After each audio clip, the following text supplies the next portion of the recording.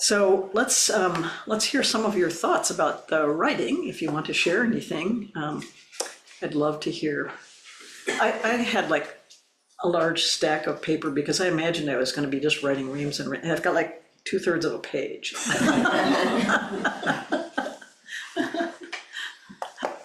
So, yeah, Ellen. Yeah, for generosity, I wrote about my friend Bobby in the past. She died about a year ago. Even though she lived on only a very small, now I'm upset because Bobby died. Yeah. Bring the Kleenex.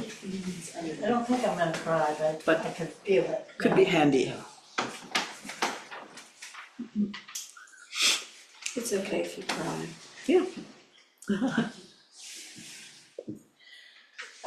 Even though she lived on only a very small amount of Social Security, she would remember every birthday, mine and others, with at least a card and often a gift.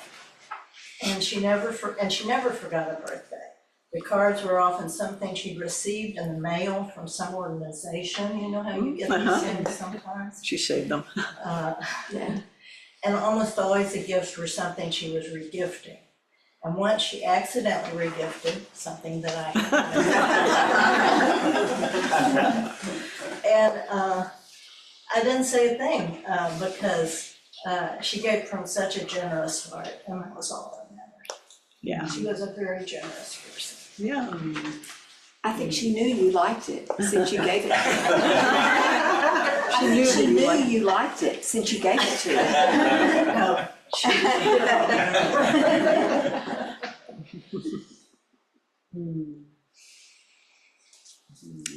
Yeah, Genevieve. Okay, this is a little long. I'll try to scalpel it.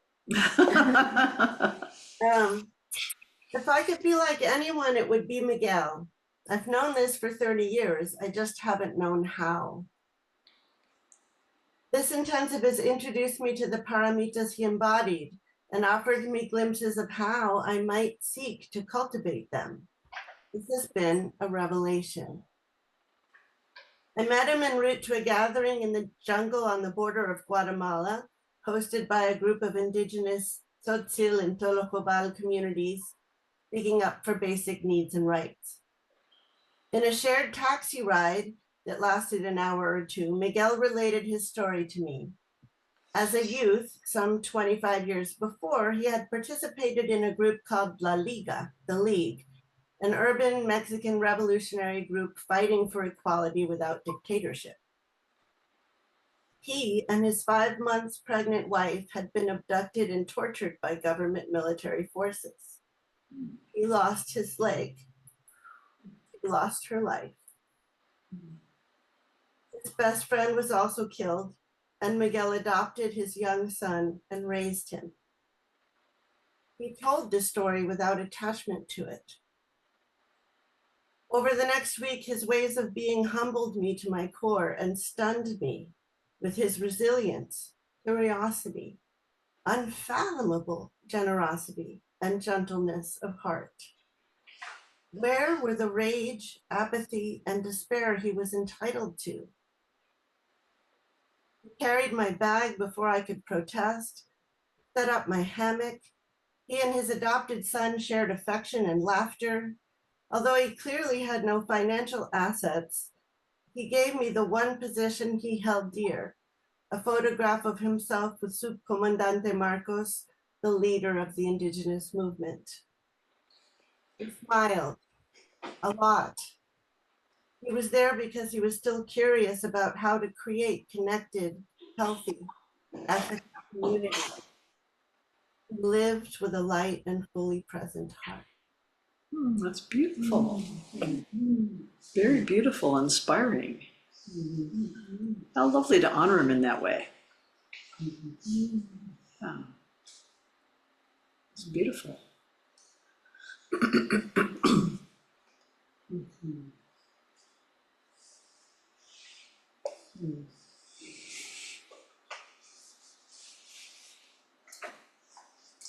So I want to share something. The first thing. Speak up. Okay, So people the first thing that came to me, because I have some of this in my life, you know, in Mexico and Peru. I didn't feel any of these parameters. Well, I shouldn't say all, but I haven't felt so much when I moved to this country. And the first time I start feeling them and give me a little bit, hopefully more hope, probably, is when I came to Apamada the first time. So when I came to Apamada, I was suffering from loss and breathing. And I was looking for a place where to sit. And nobody knew what was the problems I was struggling, because I never talked with anybody. But I really still remember the first time that I knocked the door and you opened the door and immediately you gave me a hug. You gave me, I mean, I was like, oh wow, this is not Mexico, this is not Peru, she's different. Because I started used to. It's amazing how my system really changed. When I hear and try to do that, and I always stop because it's not the usual. If I go in Latin America, everybody hugs and cheers and all that. So, but with you, that was really something that, oh wow, this is very different. So I felt so welcome by you. So thank you so much. So that stayed with me. We've been through a lot. We went through a lot. Yeah. Yeah. I mean, you didn't even have your license to practice, you know, Yeah. you were still going to school, right, just starting school. Starting here, yeah. So that's so that's always so it's so much gratitude. Is because I felt being seen, you know, yeah. So thank you.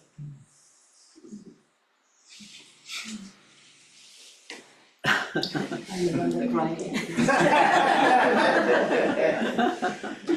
We have someone else online? I can't see that. No, I don't see any hand. Yes, Joel. I didn't actually write this, but I'm just struck by, I'm struck by, last year I read some koans where Baizhang says he has no heirs. I talked about this with you and at some point. And I thought of the generosity and the strength of your vision and the energy, and ultimately I think the wisdom that came through in the way that you develop your relationship and develop leadership in the members of the Sangha. And that is, I mean, it comes from your generosity. You know, I remember one of the first intensives I attended with Todd, that he got up and he said, you know, Peg Turner household, who does that? I heard that phrase, who does that? That's the beginning of it. And it's paired with this fierce vision that you have. I think this is gonna work, and you guys are gonna do it. It's true. You need to step up. I can't do it alone, Yeah. but I know what it should look like. And this is it. Yeah. Yeah, Yeah. thanks. Thanks, Joel. Yeah, thank you. Well, I'll read mine. Good. What I will take away from the intensive on the 6 paramitas, generosity, morality, patience, vigor, concentration, and wisdom, is my awareness of them and an aspiration to reflect these qualities in my life. I'm particularly glad that the timing of our study of these qualities occurred now. In 11 days, I'll be meeting with my 37-year-old son, who's been estranged from me for over 2 years. He initiated the invitation to have a joint counseling session. In practice discussion with Peg, we discussed how I will be present to him by expressing gratitude for his generosity in reaching out to me. In our Zendo, there's a calligraphy by Thich Nhat Hanh that states, "Look deeply, listen with compassion." As we did walking meditation, I repeated these words as a mantra with my steps. I will use concentration, vigor, and patience to deepen my listening to whatever he has to say. Finally, I will use morality and wisdom to ask for his perspective on moving forward. It's wonderful. Yeah. It's wonderful to be able to use those paramitas in a real life situation that matters so much to you. Yeah. So I feel encouraged. Good. Good. Yeah. And it's like, what good are they if you can't use them? Well, that's exactly in your right. life? That's exactly right. Yeah. Yeah, Jess. Daniel and I were reflecting the other day. Are you reading what you're writing, or are you reflecting on something? Huh? That caught me off guard. I'm reflecting on my reflection. There's the Zim whack. I mean, I wrote things, but it's more a mind map, so. But I'm not trying to give you a hard time. Go ahead. yeah, so we were reflecting on the paramitas, I think, and then when it came to vigor, I believe we both thought about Kim and his vigor for Appamada and Sangha. He's the exemplar of vigor. I mean, I can think back, I've been here 6 years and it's like this, and I see it,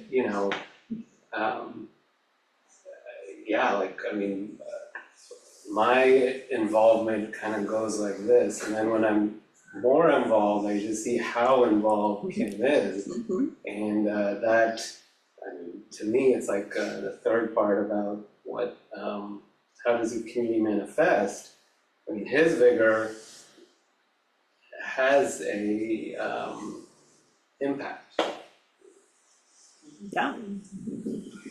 Manifestation. Rosemarie. Hi, so I think that what stood out for me more than anything was the interviews that you had with all of the folks that you brought forward. Each one of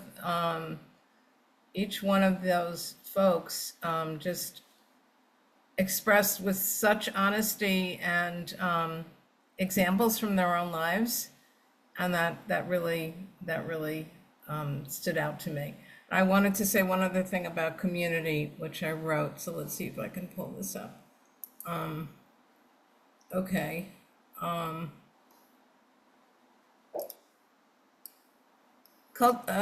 Cultivating all of these is essential to a healthy and thriving community, but vigor stands out to me as critical in a particular way.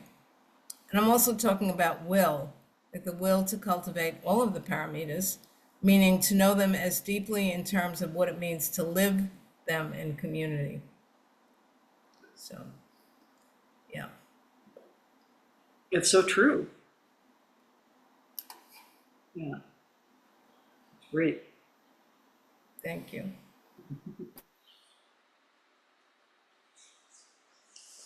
Kim. So I was stuck on one. I mean, I don't know that I'll resolve it in my lifetime, but it's this morality one, and I put, is there any action that is completely moral?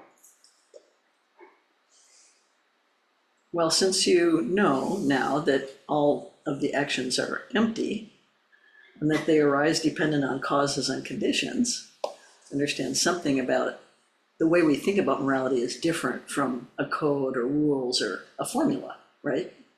So we can't say this action is always immoral or this action is always moral. You can always, stick pins in it or whatever. Well, whatever it is. I think what you end up with, again, is some sort of definitional argument. I mean, even taking a breath is taking some oxygen away from the earth for not making it available for someone else. And tiny microorganisms die.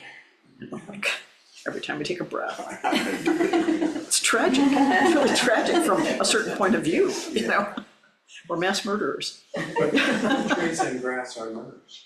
Yeah. Yeah. Yeah, so yes, I think the inquiry into morality is very important, because we have to act in this world. And we want to act in ways that are non-harming, that are beneficial for ourselves and others, that are liberating, that are wise, and so naturally, that's a natural inquiry, right? And intention is so important. Intention is that's actually the only thing we have control over. We don't even have control over the impact or the consequences, right? It's a probabilistic universe. So, but the intention is one thing that we have complete control over, what we do with intention. And repair when the impact is. That's an intention. Repair is an intention. Yeah. Yeah, exactly. Oh, Chris? About us being mass murderers. I think of that every time we read the meal verses. And that originated in Hinduism. They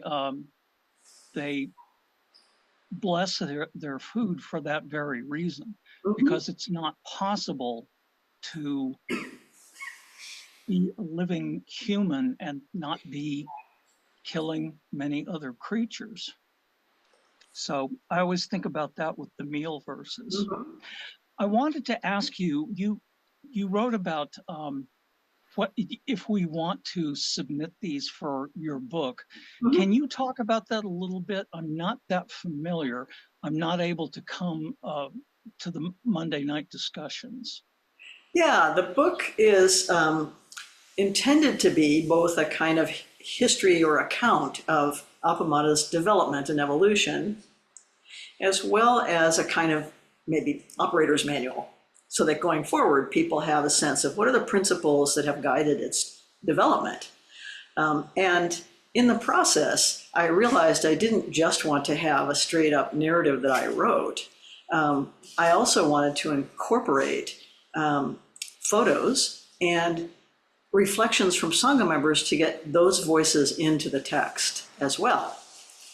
So the way the book is structured, the left-hand side is the narrative that I've written, and in some cases Flint has written, and the right-hand side is images, photos, submissions from Sangha members, reflections about their experiences, and also some of the teachings, like a koan or a poem that have infused our work, right? So for me, it was really important that it not be a unitary voice, since the title of the book is Not Two, the Appamada story. So basically, that's what we're trying to do, is incorporate other voices in this text. Does that make sense? Wonderful, thank you. Yes, that's great.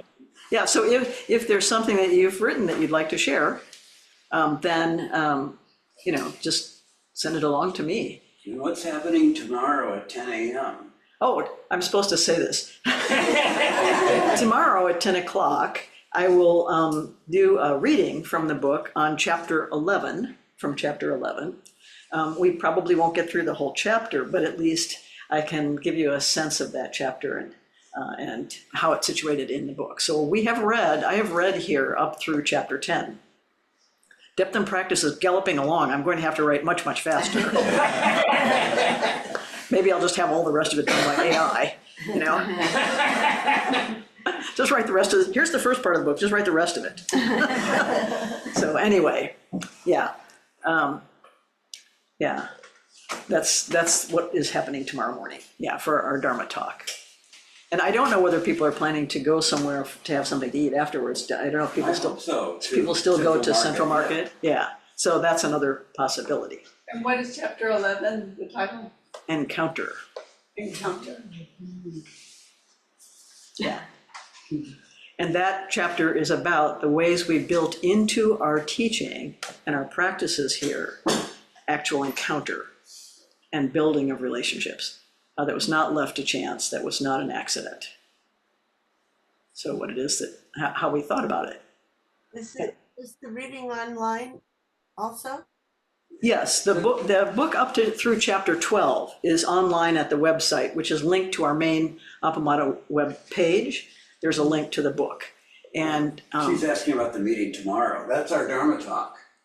Oh, I see. Thank you. yeah, that'll be our Dharma talk. That's right. Okay. I think we're close to the end of our time, right? Do you want to hear what I wrote? Yeah. You do? Yeah. That makes me so happy. I said, I'm trying to comprehend how such a wondrous thing as this Sangha materialized in my life. I continue to be astounded that people with already full, busy lives manage to come together to realize a shared aspiration. It seems more and more miraculous over time as people continue to be inspired by the Buddha, instructed by the Dharma, and finding a home in the Sangha. I could never have foreseen such an unfolding. I feel, we started out, we had 6 people. I just thought it was going to be like that, 6 people. So I feel the care and connection that is palpable in this intensive. It is so heartening. The weather is cold and gray. The country is going sideways. We face the challenges and calamities of our families, our workplaces all week long. Yet here inside, the climate is warm and intimate, bright and joyful in our shared endeavor of waking up and growing up together. And I guess that is my question, since it was the promise of the intensive's title, whether participants did indeed discover joy in cultivating the paramitas day by day in their own lives. I sure hope so. I think of intensives as occasions to be in loving presence together, as we sometimes say, to fall into the space where love lives. But they are also a place to deepen our understanding and practice of the profound teachings of the Dharma, and to liberate ourselves from all that binds and constricts us, our painful limiting conditioning, beliefs, and stories about ourselves, about others, about the world. Long ago, I said to Joko, this is so important. Everyone needs this. We will have to share it. I still feel that, as though there is this crystal clear, cold water. We know where it is and how to get it. And we're surrounded by people perishing of thirst. So, that was my thought for the day.